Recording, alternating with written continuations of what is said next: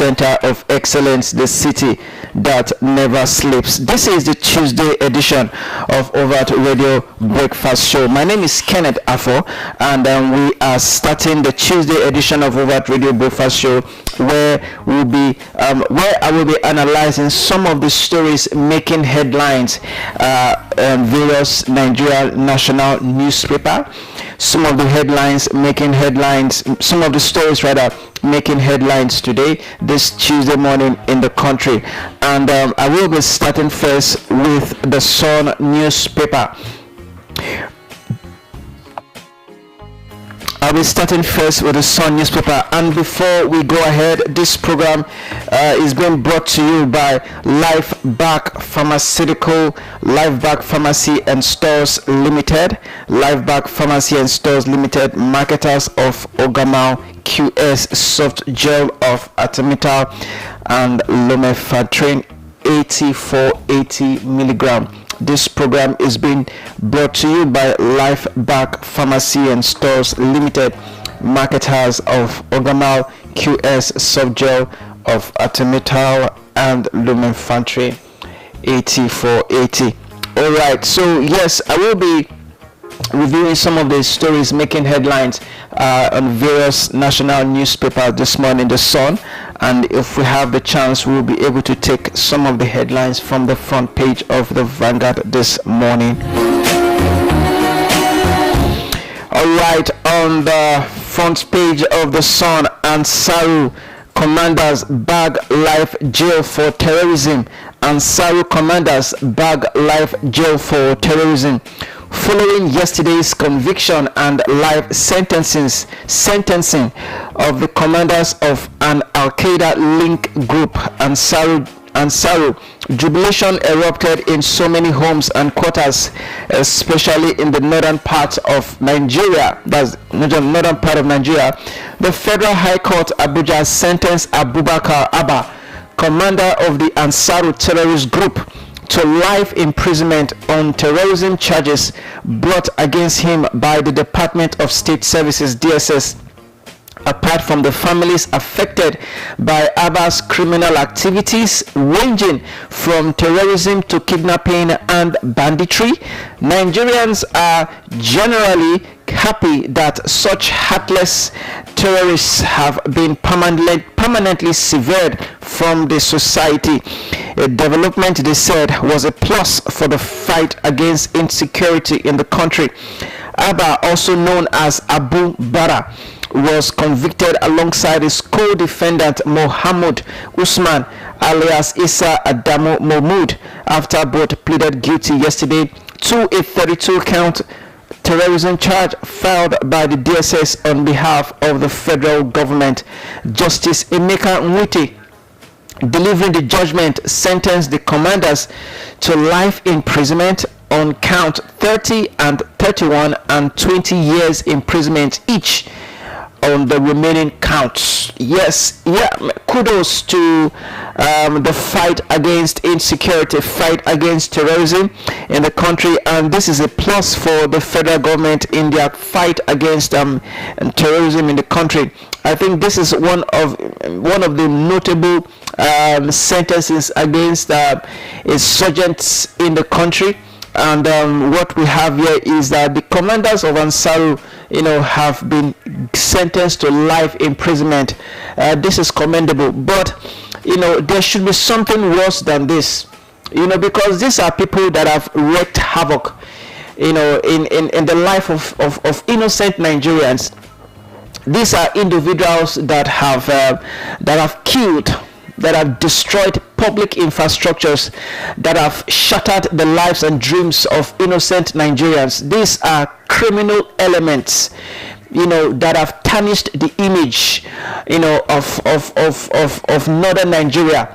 It shouldn't just be seen as people who sporadically shooting in the air, sacking people from their community. No, it should be seen as a monumental image that has been tarnished, of a monumental northern image, that has been tarnished. And I want to urge the federal government and also those in the judicial system that is more stiffer, punishment should be given for people who are found guilty of committing terror offenses. Remember last year, I think it was December last year, the federal government, criminalized banditry, those people that are engaged in kidnapping, terrorism, insurgents. It was criminalized, and sending them life imprisonment is a softer way, of punishing terrorists in the country. There are countries in the world that, after they capture terrorists, the next thing, they don't even try them. The next thing is execution. These people should be taken to the firing squad, just like we had in the military days. These people should be taken to the firing squad and shot to death immediately, because that is what they deserve. Sentencing them to life imprisonment within the next 5-7 years, these people will be forgotten, and one crazy prison warden will just allow them to go. People who live by the sword must die by the sword. This is my analysis concerning this headline. Yes, I am happy that the Ansaru commanders, have been given a life jail sentence, but this is soft. This is soft compared to the life that have been displaced in the north, compared to the poverty that has been delayed in the north. Because when insurgent activities, are consistent in a particular region, development will be hindered. Okay, poverty will be elongated. People will no longer carry out their daily activities as they used to. People will be traumatized for the rest of their lives. So sending them to life imprisonment is I personally, I see it as unacceptable. These people should be taken to the firing squad and given, batter their body with gun wounds and gunshot, because that is what they did to innocent Nigerians.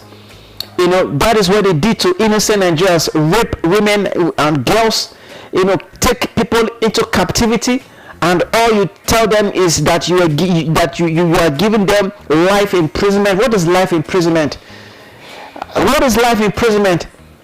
If people who deliberately, who willfully take up arms, who deliberately, willfully take up arms and kill innocent people, these are people that they didn't do anything against you, but just because you have access to a weapon, just because your senses, you are not within your senses, and this is not within your senses. These people, they knew what they were doing. Their minds, their hearts, their brain have been indoctrinated. So these things that they did to innocent Nigeria, these things were deliberate. Okay, these things were deliberate. So it should be, so their punishment should be deliberate. Because this is how you sound a note of warning to people who are taking up arms and kill innocent Nigerians, abduct them, do whatever they want to do with women and girls, and go away with it. There can never be healing in a land where terrorism is not punished. There can never be healing. These things should capital punishment should bring healing, not sending them, giving them life sentence in jail. That is my point on that. Now we move to the next headline. NLC pushes for new minimum wage. Nigerian Labour Congress has announced plans to begin a nationwide campaign for a review of the national minimum wage, while pushing for the introduction of a national minimum pension to improve the welfare of retirees. NLC President Joe Ajero disclosed this during the inauguration of the Godwin Abimisi Pensioners Legacy House and Multipurpose Hall in Abuja, where he stressed that the welfare of pensioners should receive the same attention as that of serving workers. According to Ajero, Organized labor can no longer advocate for improved wages for active employees without also demanding better life conditions for those who have retired after years of service to the nation. Nigerian Labour Congress is currently in the preparatory stages for a major national struggle for a comprehensive review of the national minimum wage, Ajero said. However, it is no longer acceptable to discuss the welfare of workers without also discussing the welfare of those who have completed their active years of service. Describing the current condition of many retirees as unacceptable, the labor leader said it was a historical injustice for citizens who devoted their productive years to national service to be left in poverty and retirement after retirement. He added, it is a historical injustice that men and women who devoted their youth, strength, and productivity years to the service of this nation should be condemned to live below the poverty line after retirement.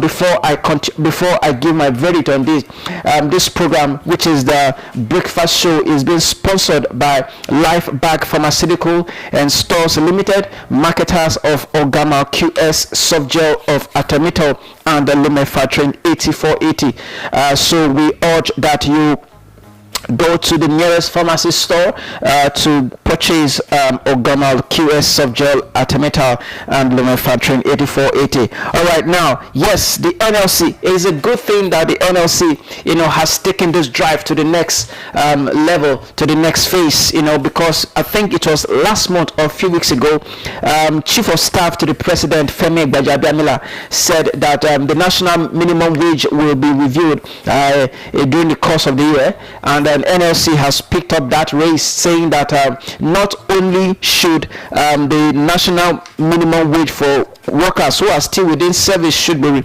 reviewed, but also there should be an improvement to pensioners, people who have left office, people who have left the service, people who have dedicated their youth, their strength to the service of the nation. They should be also be taken care of. He said, and I quote, it is historical injustice that men and women who devoted their youth, strength, and productivity years to the service of this nation should be condemned to live below the poverty line after retirement.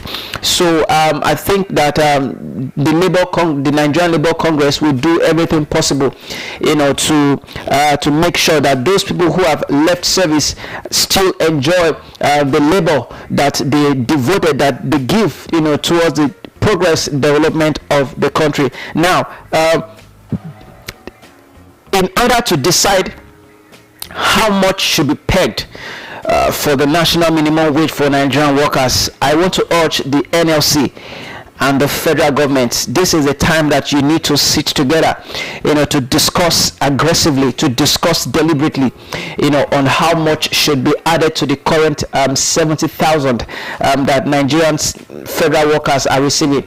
70,000 naira will not amount to nothing at the end of the month, because if you work on a daily basis from Monday to Friday, if you work 20 days in a month, okay, and you calculate the transport that you will spend for that 20 days in a month, what is 70,000 naira? It will be easy, or it will be an advantage to people who are up there, who are in senior civil service, but not people who are just coming up, people who are just being employed into the service. So I want to urge the Labour Congress and the federal government and other and concerned stakeholders in the country should make a robust plan for Nigerian workers, because the economy, the way it used to be 5, 10, 15 years ago, is not what it is now at the moment. So I want to urge the Nigerian Labour Congress to think deeply on how this can be utilized and how this can come into reality. Yes, before it used to be 5 years interval, for the government to review workers' salary, but I think in 2023 that 5 years, review was reduced to 3 years. So every three years, the federal government will be reviewing workers' salary, upward workers' salary. So I call on the Nigerian Labour Congress to do everything possible to make sure that whatever agreement that they will come up with the federal government and other concerned stakeholders will be for the interest of the Nigerian workers, because Nigeria is rich. This country is rich. This country is naturally endowed. We have large deposit of crude oil. We are an oil producing nation. Our workers should not be collecting 70,000 naira per month.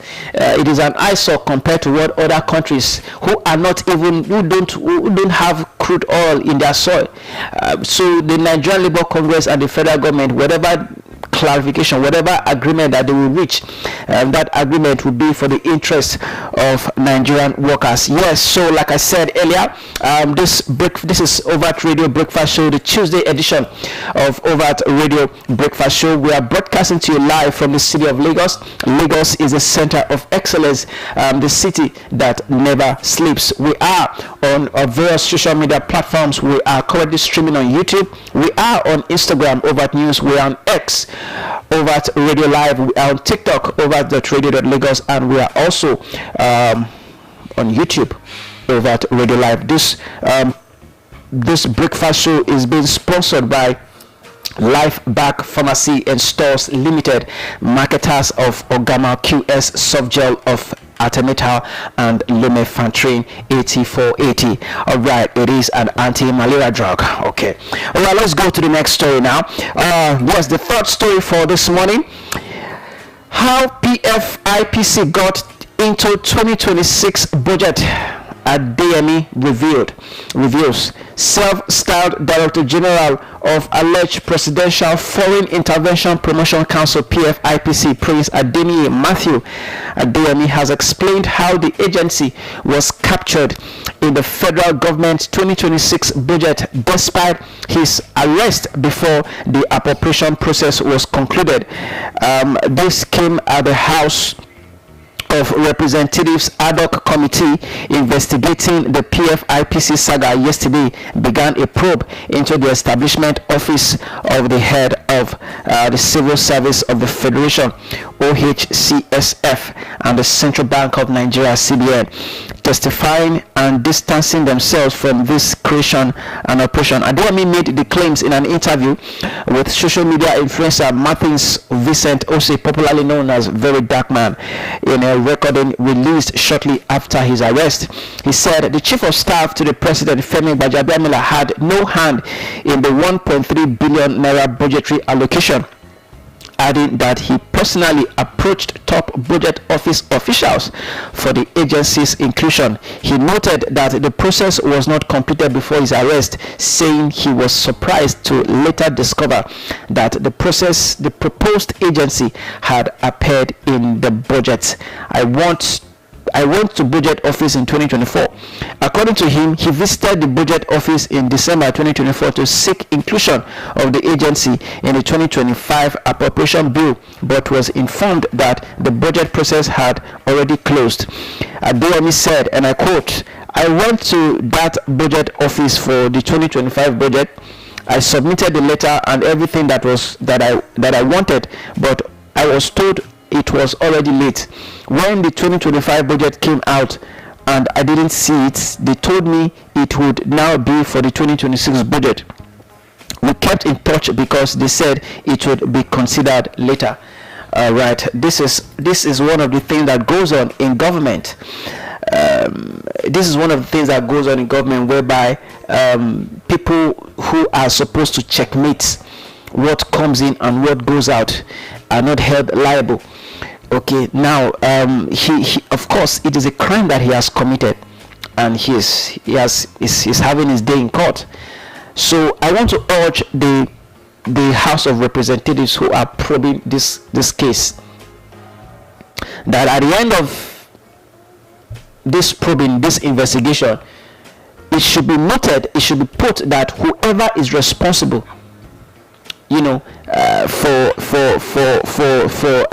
including the name of the agency into the budget should be held responsible, should be arrested, and should be prosecuted.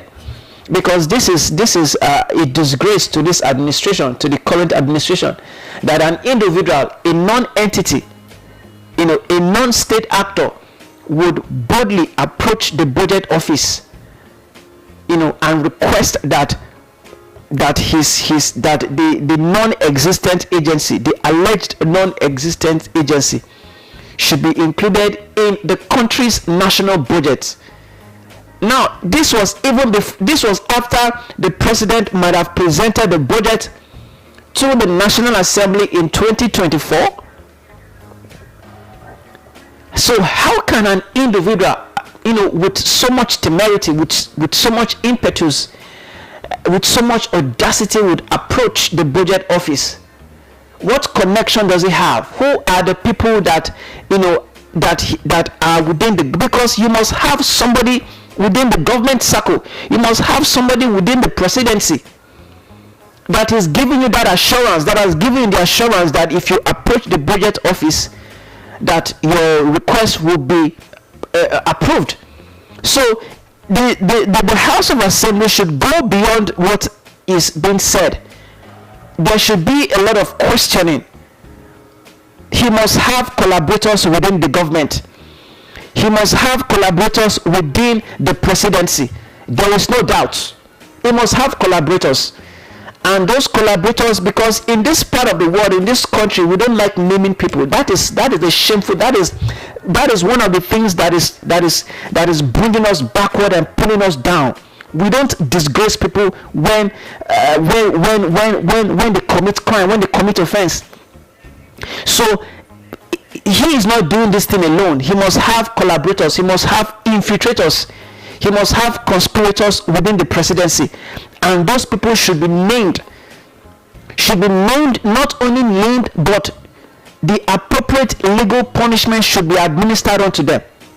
Because this is a disgrace. Imagine somebody in the United States of America, somebody, a non-entity, a non-state actor, would approach the White House, would approach the Senate in the United States of America, or would approach the budget office in the US, requesting that an agency that has never been formed by the government,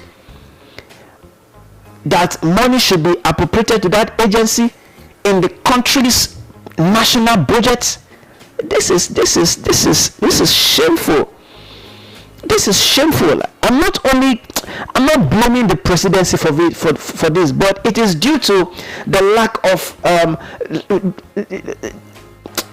when laws are not enforced, people will be motivated to do the unthinkable.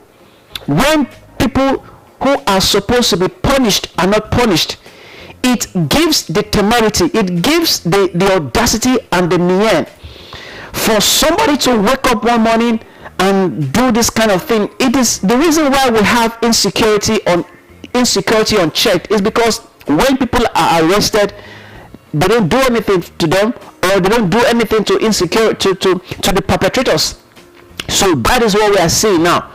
So yes, I am glad that the House of Reps, they are probing, they are investigating this, and the police, the particular gentleman is in police custody, and his case is before the court. So at the end of the day, if he is found guilty, the appropriate punishment should be administered to him, because we don't want plea bargaining. That is what I hate. Plea bargaining is not. You are not God that you be forgiving somebody. All right. So the right thing should be done. We hope that the right thing should be done. Yes. Quickly, Tinubu appoints Fayose as REA board chairman. President Bola Ahmed Tinubu has appointed the former governor of Ekiti State, Fayose, as chairman of Rural Electrification Agency Board. The president also made 25 other appointments to 10 federal government agencies. The appointments were contained in a statement issued by presidential spokesperson Bayo Onanuga in Abuja. According to the statement, all the appointments take immediate effect. The statement read, President Bola Ahmed Tinubu has announced 26 new appointments to 10 federal government agencies and commissions, with the former governor of Ekiti State, Ayo Fayose, emerging as chairman of the Rural Electrification Agency, REA, and Major General Junaid Bindawa as chairman of the National Salaries, Income and Wages Commission. All right, Lagos listeners, that is how far we can go. I want to thank our sponsor, Live Back Pharmacy and Stores Limited, marketers of Organo QS Softgel of Artemetal and Manufacturing 8480 for sponsoring the breakfast show here on Overt Radio. So by 8:30, within the next few minutes, Ibuku and I will be here to talk about for the wake up conversation. Don't go anywhere.